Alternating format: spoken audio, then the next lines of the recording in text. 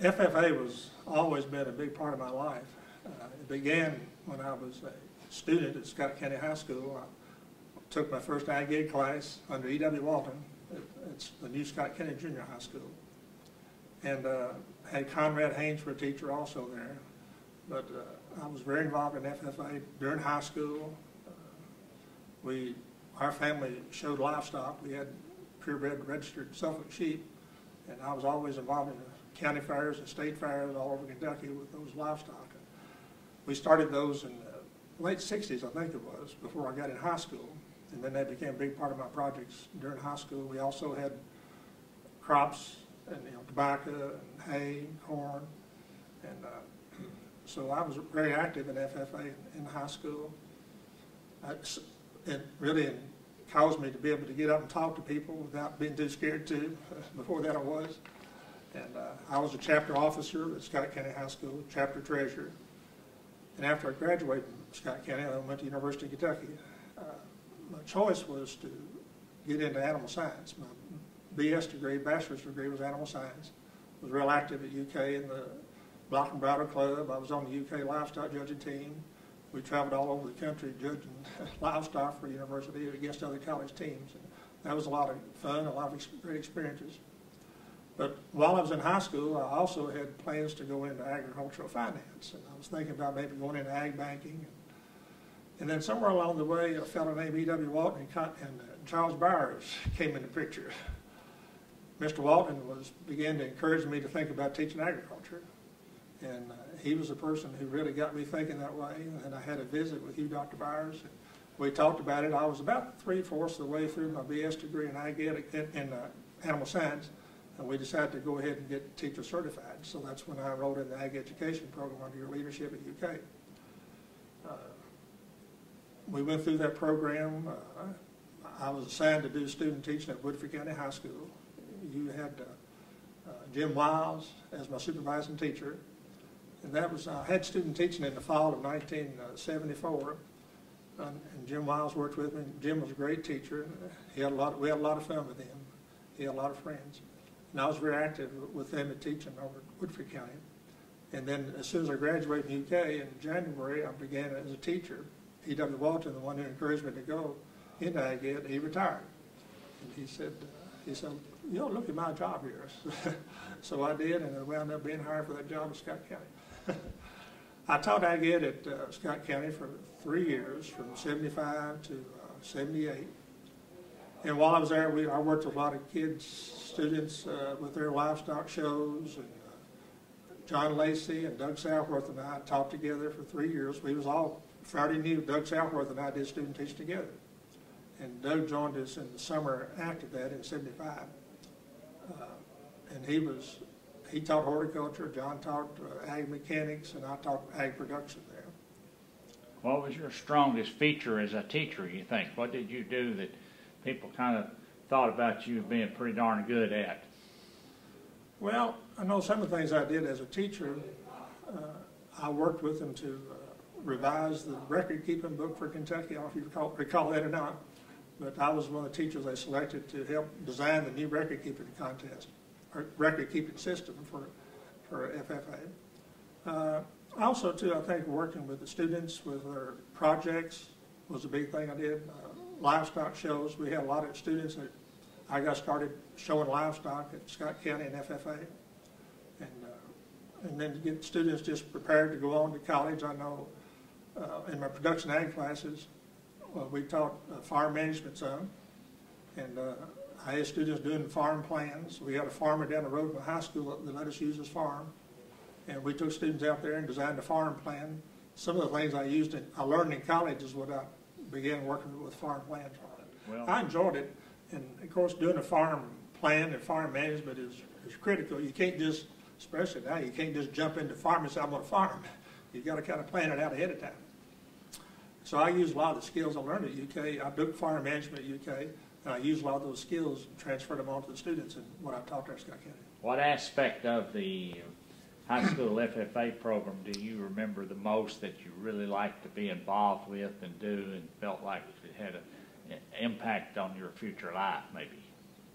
Well, I know working with students on the livestock shows was, we made a lot of impact on kids that had livestock. Yeah, I'm talking about even when you were a student yourself. What part of the FFA program do you remember participating in and really thinking it was an important thing in your life? Well, the projects I had, the supervised experience program I had, and what I learned about that, the record keeping on that,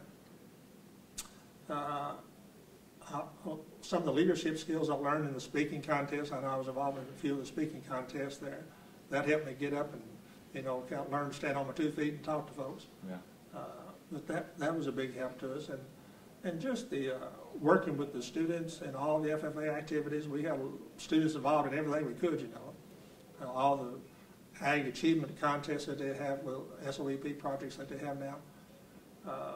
We're working with them on getting those projects up and going. And then some of the leadership skills, speaking contests, parliamentary procedure contests. We had teams in parliamentary procedure. So John and Doug and I worked real well together on working with students and trying to get them involved in activities.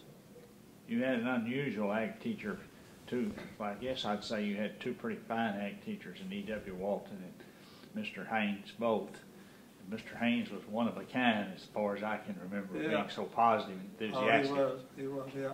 Yeah, I had E.W. Walton for my first year in Ag Ed, and he's one who really got me going and helped get the projects started and those kinds of things. And then I had Conrad Haynes my sophomore year in high school. And both of them are real good teachers. They took a lot of interest in me and helped me get started with the things I was doing. Conrad Haynes was a lot of fun to work with, but he was a cut up with a lot of students and a lot of teachers. What do you think made them excellent ag teachers? I think their passion to teach agriculture was one, and their dedication to it. They were both very dedicated to teaching Ag Ed, both very, very passionate about it. I remember E.W. Walton, I had him, I think, my junior and senior year in high school, production ag classes, and we did farm management in his classes. He began to teach us some things about farm management. So that was a big push for me to have those as my two teachers. Do you have any words of wisdom for the future generation of agriculture and FFA members that might be coming down the pike? Anything you would pass on that you think is important? Well, I think that students enrolled in Ag Ed now, there's so many different broad activities that they've got going now with FFA and Ag Ed that there's basically, if you have any interest in any phase of agriculture, you can get involved in Ag Ed and FFA and pursue that dream. There's all kinds of leadership events that they provide now for FFA members. I remember as a student in high school is when they first allowed girls to come into FFA. and that's grown tremendously since then, And now the girls are all in very leadership roles in FFA and Ag Ed.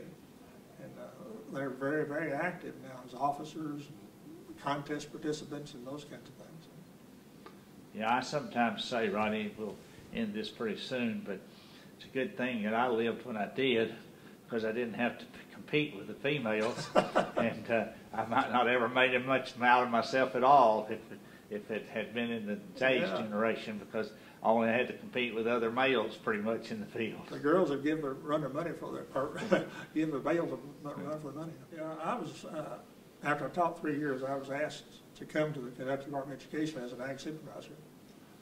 Robert Kelly, no relation to me, but he was a Kelly, and Charles Bowers. Charles Wade, both kind of talked to me about coming and working in the State Department. So I did in 1978. I started working there as an Ag Ed consultant, and I did that.